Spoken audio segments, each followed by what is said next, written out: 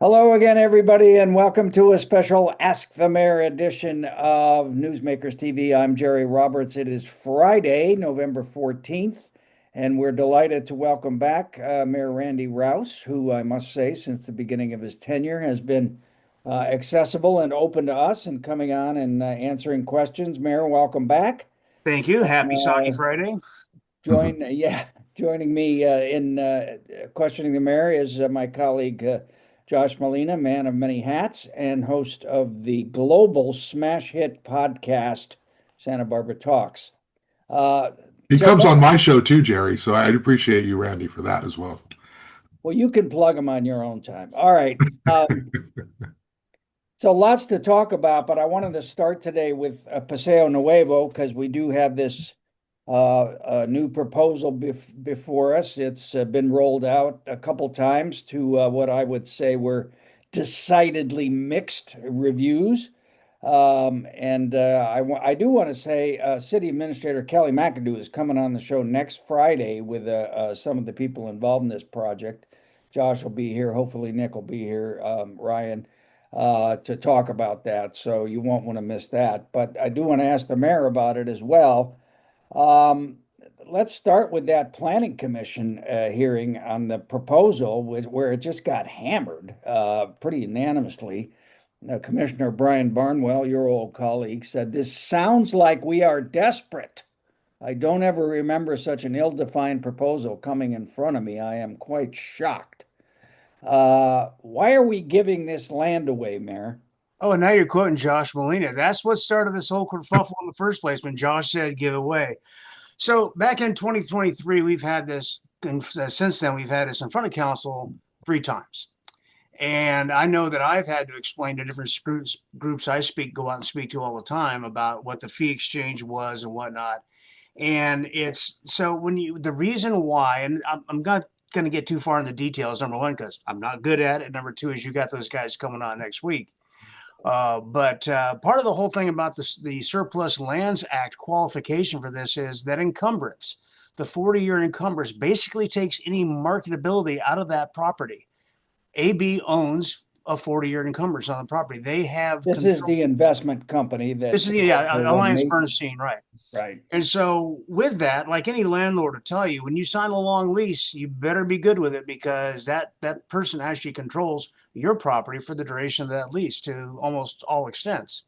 So that's what we have with Alliance Bernstein. What we do want is what we want. We want housing. We want smaller retail. We want some affordable housing. All those things are part of the mix. Our partnership part of the investment would be the fee exchange, which says, and once again, this will be a next week thing. Once they've completed the project we've agreed upon, then the fee exchanges, not before then. And so, yes, they'll get the land, but what we'll get is what we want. The city's not developers. We went through this conversation back when we did the Paseo Nuevo the first time. It's still in my business back then. And oh my God, can you believe they're going to do this? Oh, this eminent domain, this RDA thing, and that money's stealing money from the schools, blah, blah, blah. And then we built Macy's and the Nordstrom building. Went, can you believe what they're building? How tall is that? I mean, all this conversation is very similar. And I get it. People love Santa Barbara. They love the look, they love the feel. But if we can get housing downtown, especially that much housing, plus the affordable housing, that will be a light switch that helps us turn on the State Street light that has been pretty dim for the last 5 years. All right, Josh, jump in there on Paseo. Well, I mean, one of the questions I had was like the difference, I think, is that you won't have the lease. The city won't have the lease anymore. And that's the difference. With Paseo Nuevo, yes, you were turning it over to development to these mall developers, but you still had this long-term lease where it would come back to the city and you would still have some control. In 40 years, which, none of us will be here in 40 years. Maybe not you, but okay. Well, yeah. Um, I mean, what are the potential pitfalls down the road of what happens to that block once the city has no control over what's happening there? It does now. Well, the pitfalls are of course anything could happen. Look at when we did the Paseo Nuevo with boom, we are done for generations to come, and that was only back in the 80s when we did that, right? And now, like most shopping malls, it goes through these cycles, and you've got to refresh it. Most of us realize now that inward facing malls are no longer happening. You have to have malls that are out facing, in other words, that face the streets, that face the public, that face outside of the mall as well. But also the big department store model is probably something that doesn't at least function in this town. We built way too much retail at one time, and I say the city's never built a darn thing. It's about what you have for investors and plans. So down the road, the idea is that our partnership with the fee exchange is to get what we want, which is this configuration of housing and smaller retail units that will be able to survive the foreseeable future. And the experts you're going to talk to next week do these deals a lot. And they're going to be in a much better position than I to explain their experiences and why they feel like we're moving in the correct direction. I guess the question is, we're basically simplifying it to we're going to get a lot of housing, some of it affordable, managed by the housing authority. In exchange, we're going to give you $34 to $39 million of land value and property tax in perpetuity or for some amount of time as well. And I guess that's basically the trade-off. And so it's like, is this worth it? What do you make of the Brian Barnwells and other people who are whispering, right? Like someone like Barnwell doesn't just say this, he hears it from other people in the organization, out of the organization. What do you make? Is it just they don't understand the finances, or could the city be actually trying to get more out of this than what they currently are sort of set with? So Brian's an old friend of mine, and he's always been very expressive and very passionate. I'll put it that way. And I don't think Brian has, but the other planning commissioners have all met with the consultants one-on-one to have them walk through this thing, because that meeting should have had those consultants there, because planning commission hadn't been a part of it. They were there to actually talk about the project more. They got into the finances part of it, which is not really, to be honest with you, their purview, because it's not a DA, it's a DDA, which is a disposition and development agreement. Okay, different Leslie thing. Winscombe dares to disagree with you on that matter, Mayor, but go ahead. I don't. Okay. You can't disagree with me. I'm the mayor. Come on. No, like I said, these are granular details that are so much better explained next week. But as we go forward, the thought was, the ground lease right now, the ground lease is a negative $300,000 a year to us, because we have trash and we have other things that we do with. We don't really garner any money out of the ground lease. We have parking lots that were dedicated to that project, lot 10, 1, and 2. We have a lot of things that went on with the RDA back then. It was a very complicated deal back then, but the idea was to create jobs, sales tax, vitality downtown, which was successful for quite a while. Property tax wise, we get, I think it was like 13% of the property tax is what comes to the city. That'll be the increment going to them. The trade-off, and they'll explain it next week with the numbers, isn't as great as it seems. That's still a matter of negotiation, by the way. And one of the things is hard for the general public is there's a lot of negotiations with the private entity that are still going back and forth. A lot of putting the ribbon on the package. And so not all of that is, like a town hall discussion thing. The outward appearance, the final configuration, whatnot, is. And that was the main thing. But this appears to be, and I'll say this with very little expertise, the very best option we have to get something done in the near time. Going off and waiting for 40 years is not, and we've already waited for 5 years and done nothing downtown, and we have what we have to show for it. We have to keep the thing going. Now, given that said, we do have the film festival coming in the old Fiesta 5. That'll be great. We have the Music Academy coming up. We have UCSB, the Bato Sotar building. So there are good things happening downtown. But it's not just State Street. It's the entire central business district that really needs to fire up and be vital again. All right, we could spend the whole time on this, but let me just, I mean, all these numbers aside, and I don't presume to understand any of it, but I thought Brian's other comment though, this is a proposal that's quote fully formed out of a black box. that I think people are really feeling there's a lack of transparency here about the numbers, about how this went together, about the giveaway of some of the most valuable real estate on earth. Why not just put it up to a vote? It has, it's been in front of council 3 times in Oh, hearings, I mean, a vote of the public. a vote of the public. Now, how would you do that, Jerry, in a referendum next year? Sure. Okay, so we'll wait another year to do nothing again. We've had 5 years of doing nothing. Like I said, what teed this whole thing off is George's article. We've been in front of the public 3 times with this, at least.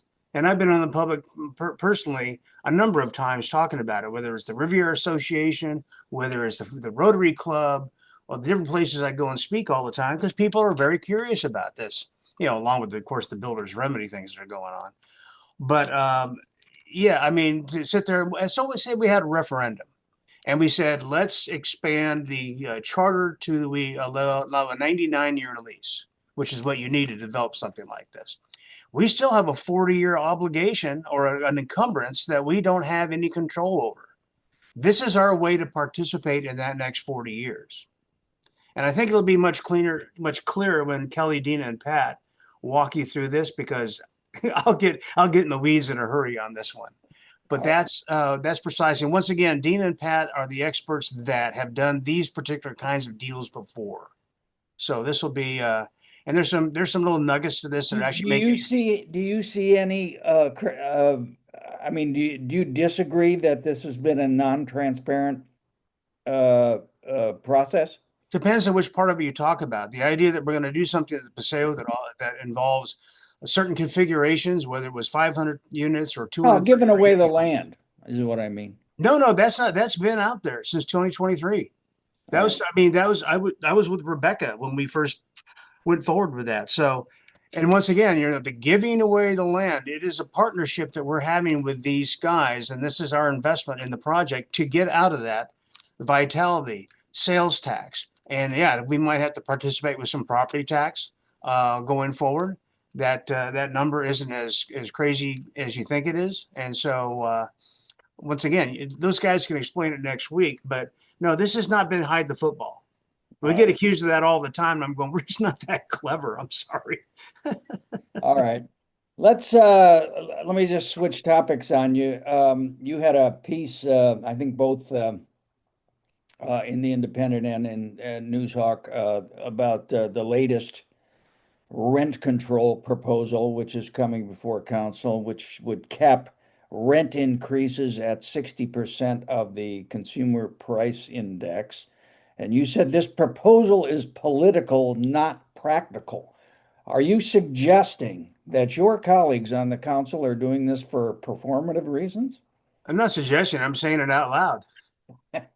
No, because it doesn't make any sense numerically. It was, and as I said from the dais, and I only say what I said from the dais, I go, this was a mistake. What this did was really pit red coat versus blue coat in this situation. And you saw these landlords come back and go, I'm just going to have to solve whatever I have with my tenants right now, whether it's getting my rents up as high as I possibly can, eviction, whatever it took, because when 1489 went into AB 1489, was the 5 plus CPI, right? Went into effect. That's the statewide rent Yeah, control. rents went up 10% per year for the first 3 years. Why? Because they were worried about something like this happening. And the landlords are correct. And I'm talking to a lot of mom and pops that I absolutely know personally in this town who rarely raised rents, maybe by CPI, maybe not until they changed tenants at all. People have relationships, they have business and sometimes personal relationships with their tenants. And they paint the landlords as some kind of Dickens character. And by the same token is it's an investment, it's a business. So socializing these properties is something. New York, I don't know if you saw in Wall Street Journal, the property owners are ginning up to sue the city of New York over their latest rent control issues. And I think LA just voted theirs in on Wednesday. But they just elected a socialist. Well, in New York they did, yeah. Well, we'll see, because he's still got to dance with his governor, number one. But number two is LA just did it as well, and there's going to be some reckoning going on. So I don't like spending more money with the legal department than we have to. In fact, I'm pretty upset that we're actually going through this again when we still haven't finished off our short-term rental ordinance, which needs to come forward. We've got some camping ordinances that are still being put together. We've just finished our sign ordinance. We have a workload in legal as it is already. This will take a heavy lift and take away from other things we're doing because there's all this pressure to do it now, do it now, do it now. When in fact, if if anybody has any credence in Peter Rupert, who runs the economic forecast, it doesn't work. And I do have that credence. Josh? Randy, let me ask you directly about the rent control process and transparency. So I don't care like what the ordinance is, like what the issue is. Just asking you, how do you feel about the fact that Councilmember Sneddon, Councilmember Santa Maria worked with, as they said it, attorneys pro bono? I haven't got a lot more info out of that, just a little bit that was shared publicly, in the meeting, and Councilmember Sneddon in an interview. But it looks like they worked with some attorneys and they drafted this whole ordinance. And then when the meeting came up, they tried to say it was a example or a sample ordinance when it was very clearly a fully formed ordinance. Can I just ask you to be honest here? What did you think of these two working behind the scenes and then plopping this ordinance out there? Obviously, a two signature memo is appropriate. Like, people can do that, but a fully formed ordinance, what did you think of that process? Well, first of all, and actually, Councilwoman Harmon called it out for what it was. She didn't, even though she voted to go ahead and continue the conversation, which I knew she'd do that too. But she called it out for what it was. This is not how we do ordinances. We don't go and write sample ordinances and go here. Number one. Number two is it is what you saw in LA. It's basically the same. It's a template. They're going statewide with this thing. It's kind of this quote unquote movement. So whatever they did, whatever I'm not going to get my knickers in a knot over that per se. But what bothers me is that the timing was kind of like Oscar was in Asia, and I was sitting on. I was going to be the third person on ordinance committee, right? So would we even have forwarded it to council, given it was myself, Mike Jordan, and Kristen on ordinance committee? So that bothered me a little bit. I'm also the lack of facts, and I was actually pleased. A lot of property owners showed up, and they didn't come in with a motion; they came in with numbers, and that's kind of one of the differences. Is like, look, they have personal property, they own this property, and for us to walk in and control it over and above what the state already does is something that has hurt other agencies. I talked to the lawyers in Santa Monica when I was down in Long Beach at the convention, and they spend $6 million per year with the 24-person department to run their rent registry. Same size agency as we are, person for person, almost exactly. $6 million a year, and still I have two friends that are subtenants of the original lessees, so they're not even able with all that able to control that. So they're still paying below market, but the original market guy, or the original land tenant, is still on the lease and paying the original rent controlled thing. Mondami wants to freeze even those rent controlled apartments. So the assumption is that there's no such thing as inflation in terms of utilities.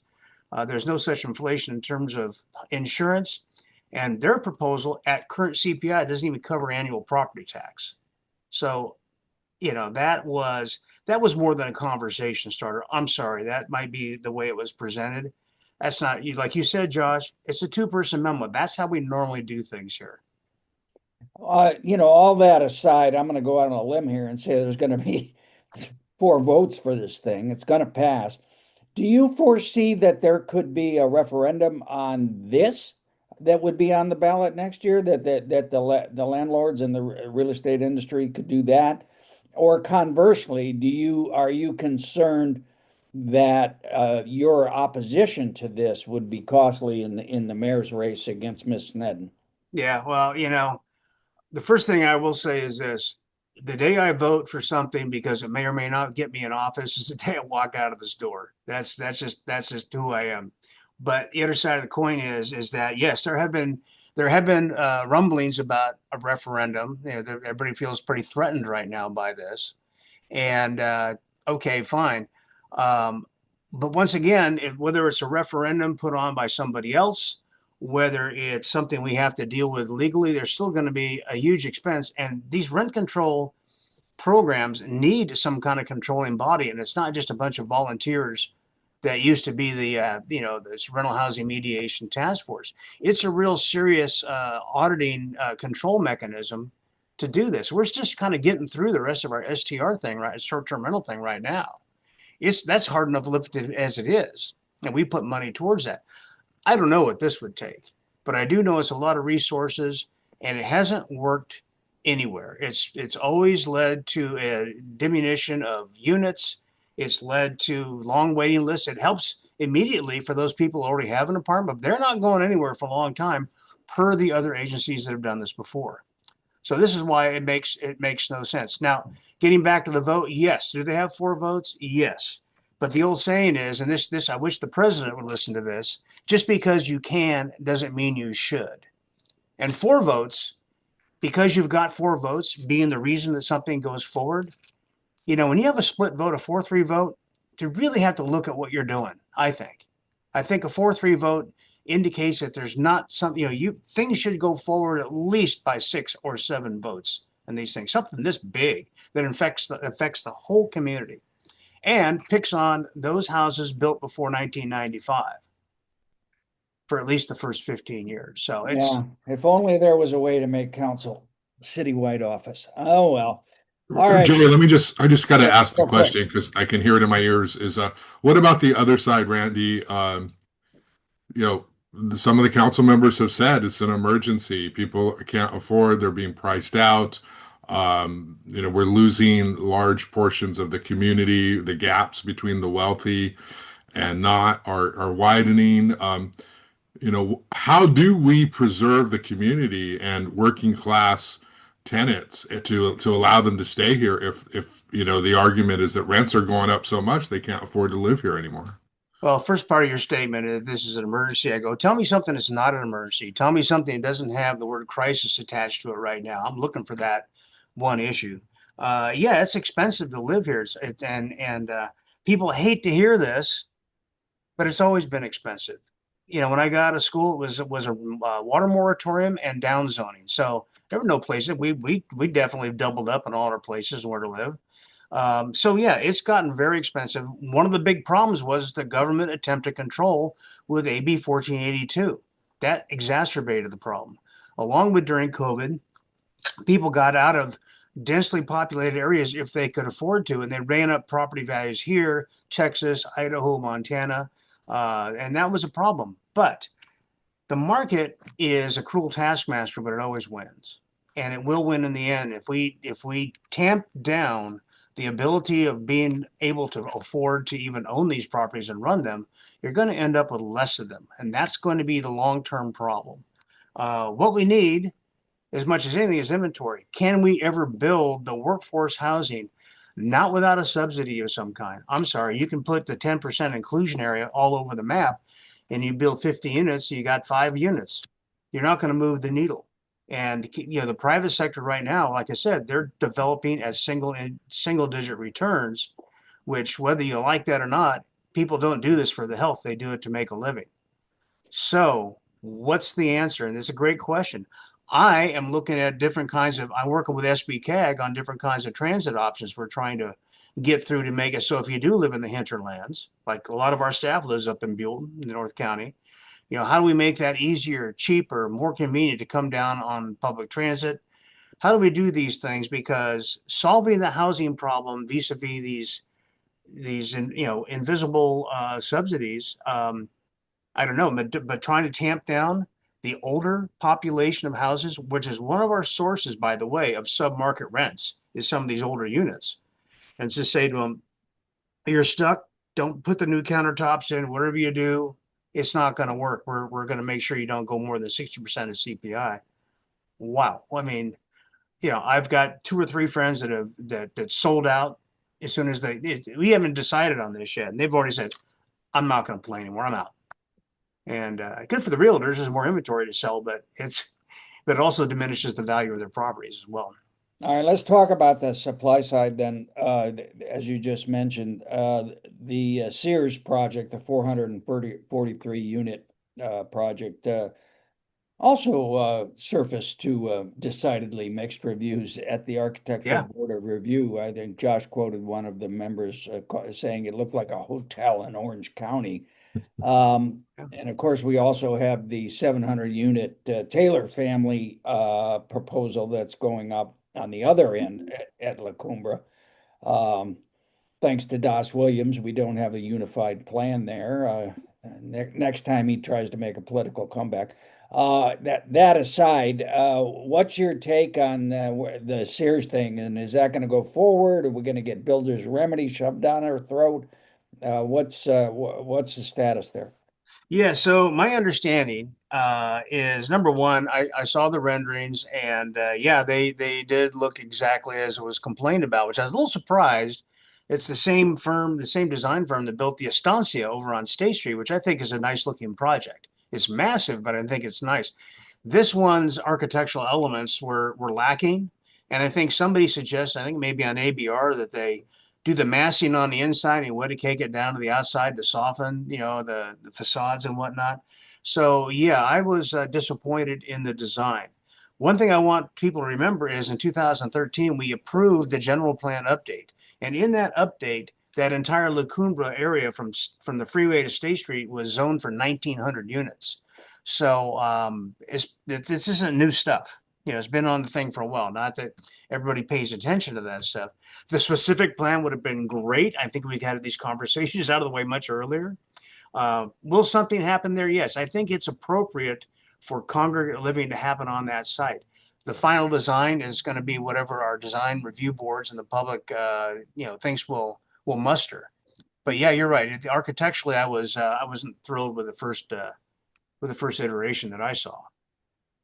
Josh? You know, one of the community architects said you need to hire a local architect.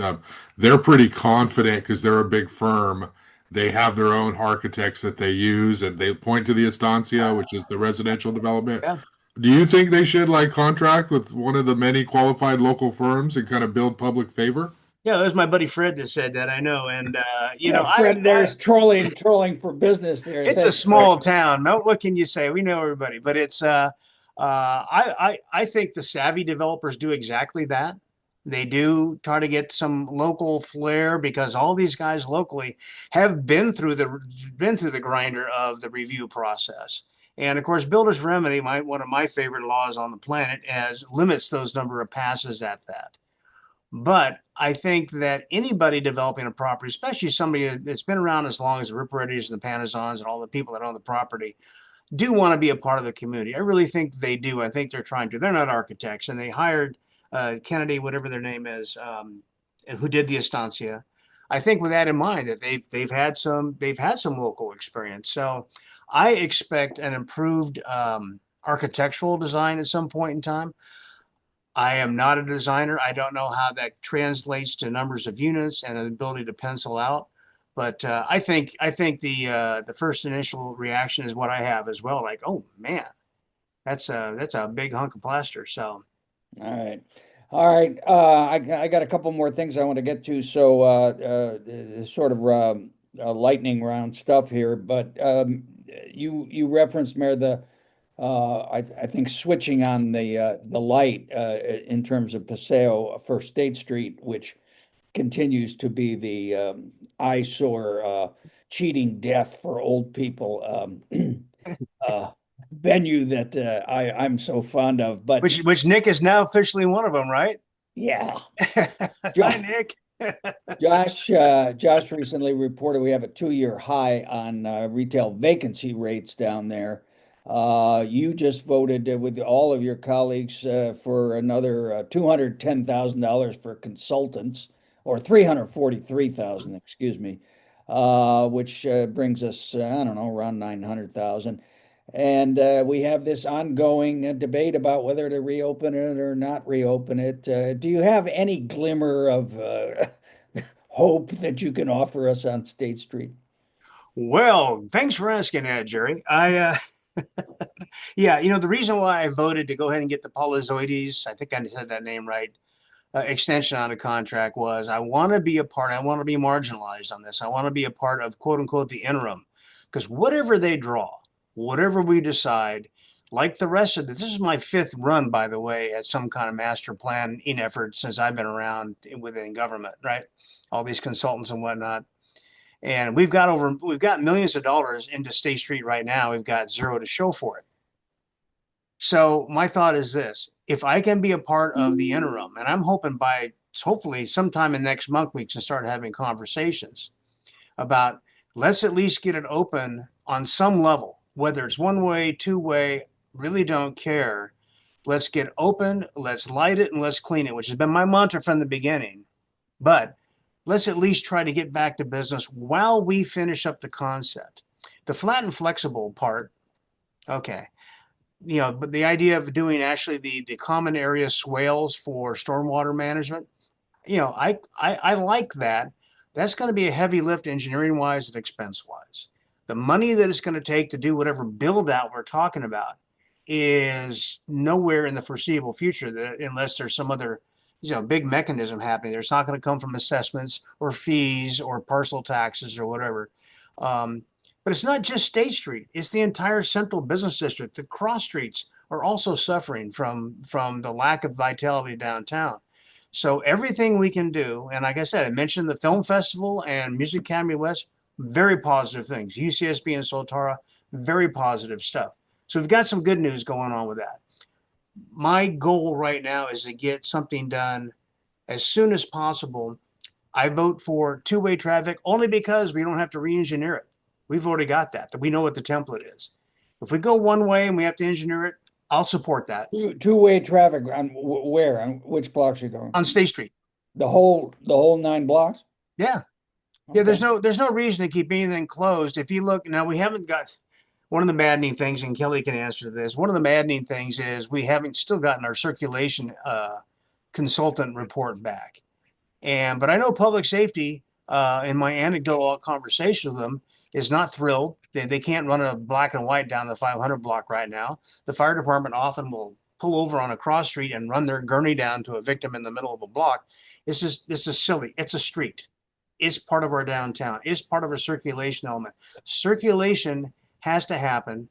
And the idea of getting bikes off of State Street is also crazy because that's the spine of the bike master plan.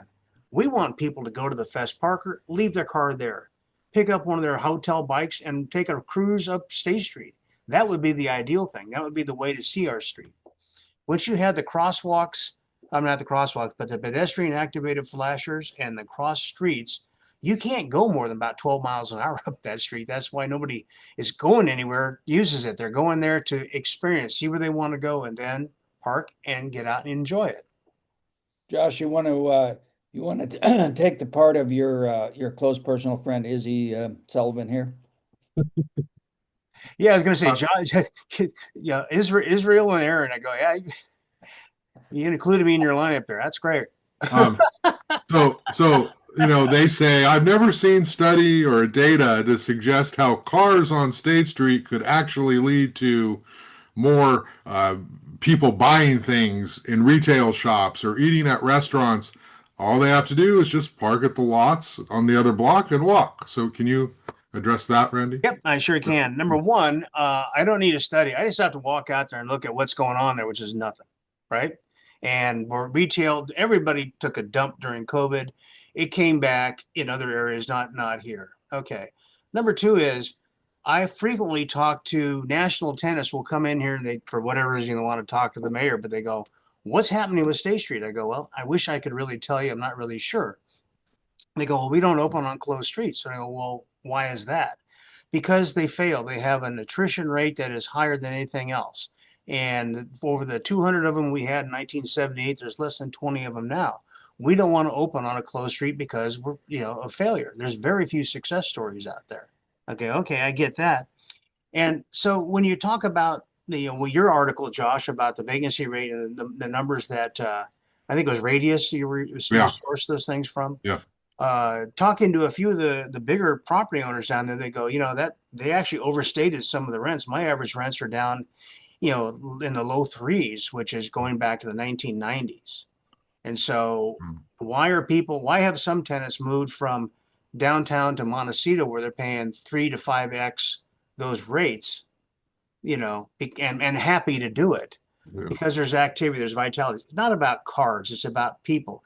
Turns out that cars bring people. So, and the last thing is So you statistically, got 4 votes to reopen it? no, that's the thing. The votes are that's the crazy thing is the votes are being voted on for, in my mind, we're doing something because we can, not because we should, and there's this overriding philosophy. I get this ideal of a bucolic, kind of downtown car-free area. We talked about this in the 70s when I was a planner in school. And turns out it didn't come to fruition. Turns out people use cars. Turns out that we're still spending $1 million each for charging stations in the county because of, oh yeah, cars. We're charging cars. So, and then the retail studies all say for retail people, you park where you park, you shop within a block of that. About 85% of it don't go farther than that block. And then it diminishes down greatly further away you go. And lastly, you've got people with ambulatory issues. You got people that are disabled.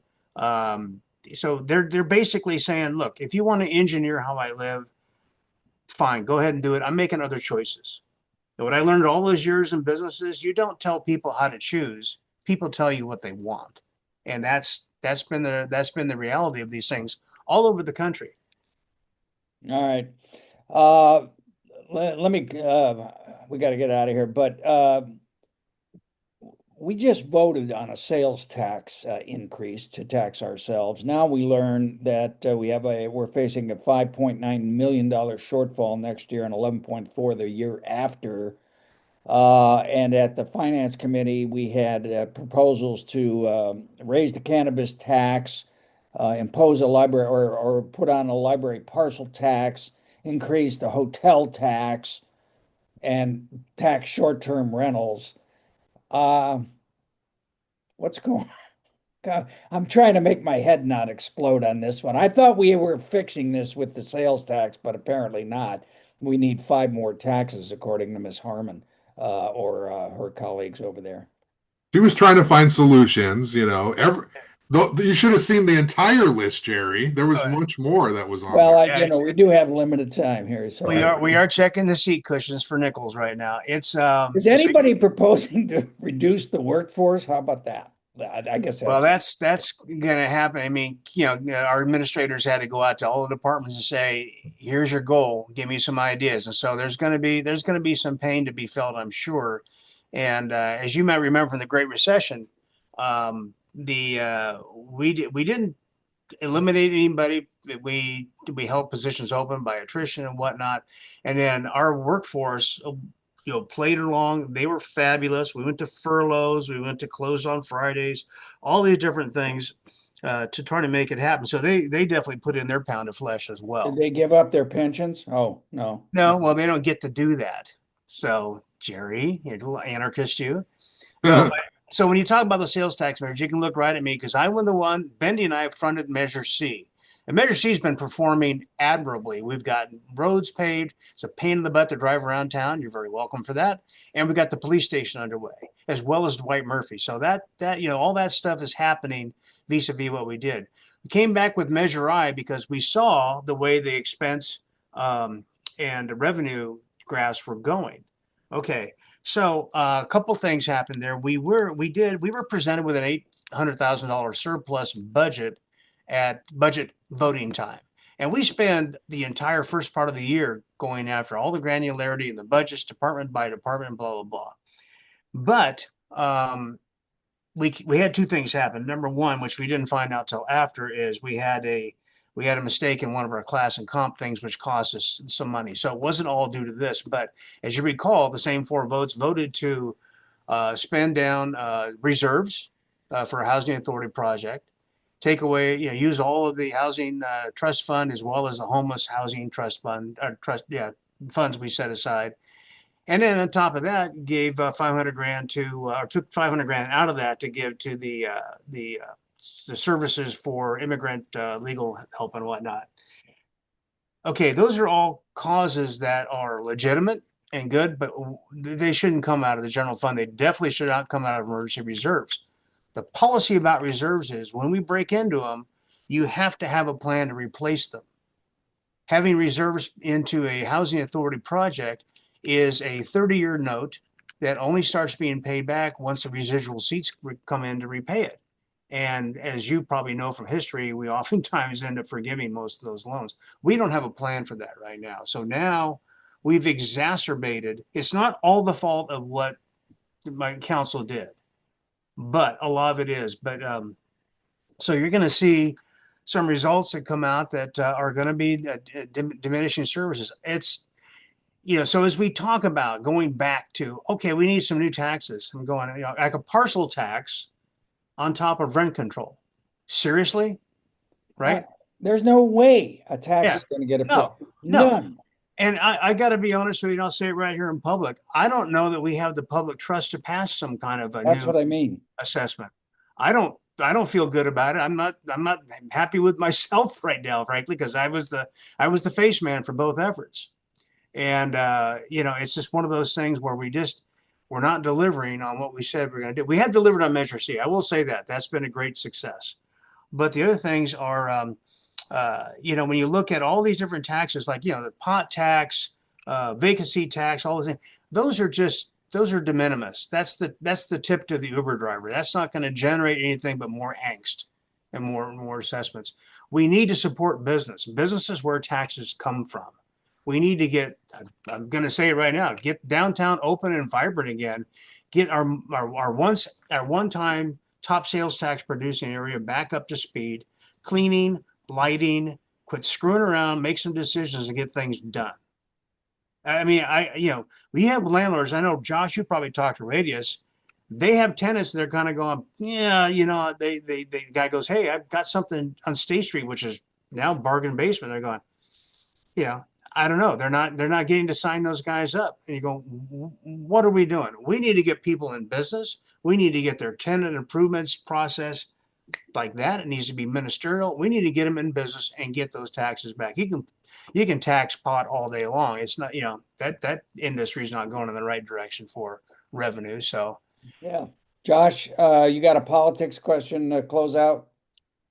Well, no, I mean, we're heading election year. You've already said you're running again, Yeah. right? Well, that's only to you, Josh. You're the one that asked me. So you want to? I guess the question is, what's that, Jerry?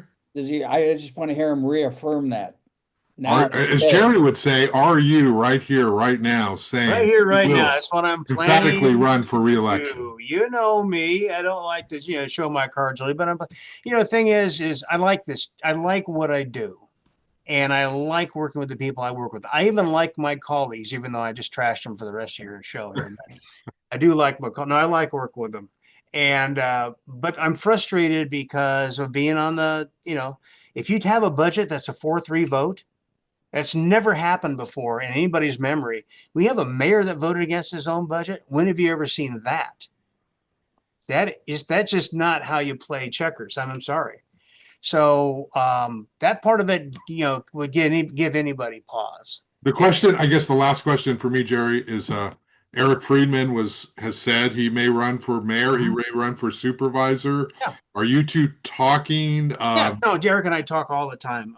He's been upfront with me about all that stuff. He was running for supervisor. I actually went to his first party, and then Roy screwed things up by beating Dawson. So there we go. And Eric would be a very, very good supervisor. I have total confidence in Eric. But whatever, whoever jumps into the pool to swim, whatever, that's fine. As you know, I frustrate certainly my consultants, but I frustrate you guys by being just kind of amorphous about this and not doing things that have to do with politics. I'm very apolitical to the point where I probably to a point where it actually hurts me on some levels because I'm not strategic about it. Have your conversations with Eric included you stepping aside for him? Not really. I don't think he'd, I think Eric and I have a lot of respect for each other. I don't think they'd, we'd at some point, I'm sure that'll come out, depending on what he decides to do. You're running. Yeah, so I don't know, but right now we're both just working to try to wrestle these things under control, like the rent control proposal, like our budget. Eric's kind of a budget hawk, and which I appreciate. And Yeah, but so, according to him, he's swilling this mushroom drink that's well, now he's got greater. Yeah, he's got that. What is it? Bill Murray said, I've got total consciousness at the end of my life. That's what I got going for me. I don't know what the yeah, that mushroom thing. That was pretty good. Eric does wander off into the woods once in a while when he's giving his soliloquy. So that was kind of fun.